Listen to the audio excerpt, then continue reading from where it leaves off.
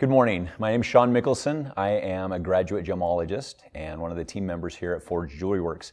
Today, we want to discuss different gemstones here at Forge. Right now, I'd like to just talk about a diamond, a natural diamond that comes from below the Earth's surface.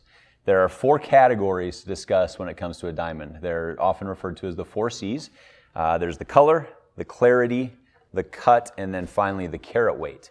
And we're not going to spend a lot of time going into that in depth right now, but just understand that the more rare the stone is, the higher they are on this scale, the more valuable the diamond is, therefore the more expensive it is. So we have the below the earth natural diamond. Now in comparison, one thing that we find we're starting to sell quite a bit and is relatively new to the scene is a lab-grown diamond. Now, one thing that we always clarify is a lab-grown diamond is just as much a diamond as a natural diamond. The difference is the origin which it's found, or in this case, the origin which it's grown. Common analogy I like to use here is the analogy of how ice forms. So it's a nice wintry day here in Utah, and outside, if you go to the right place and find the right conditions, you'll find naturally occurring ice. And that's because there was enough moisture and the temperature was the right temperature to freeze. You have ice.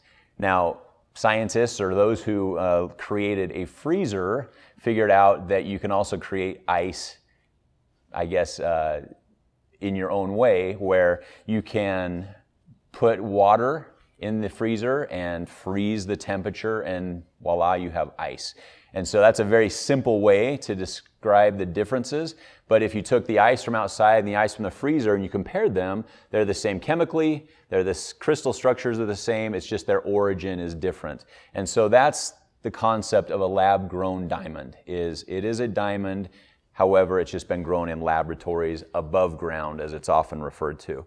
And then last thing I want to discuss is a very popular gemstone that we sell quite a bit of at Forge Jewelry Works, and this is a lab-created moissanite.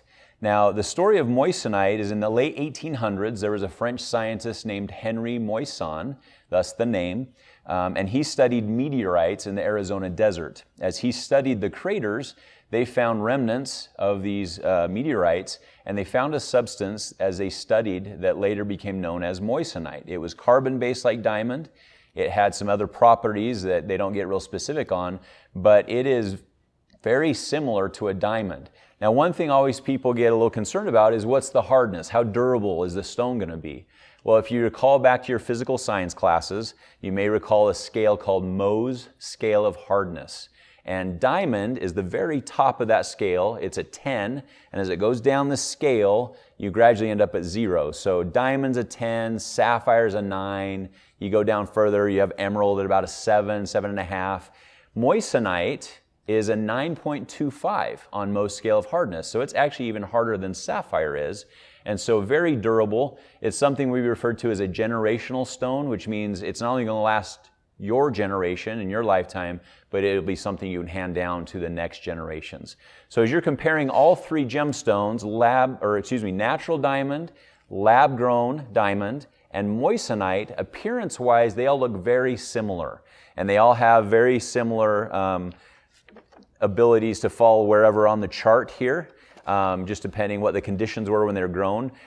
Moissanite's a little more regulated, and they really shoot for the higher area on the scale. But just realize the thing that's great about these stones is it gives you all kinds of options for budget and whatever you desire to have. The thing that we love is we can just support you in whatever your decision is and find the very best option at the very best value.